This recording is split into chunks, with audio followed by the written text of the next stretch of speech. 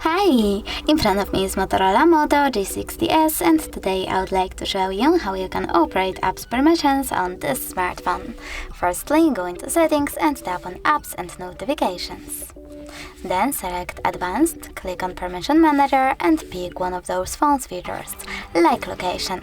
Select one of your apps, I will go with Maps, and pick one of those options. Allow all the time, allow only while using the app, as every time, all the time. I will go with Allow all the time, so when I go back I can start Maps, just gained access to this device location. You can also click on one of your apps, like Chrome, select See all Chrome permissions over here and manage all of them for this app from here.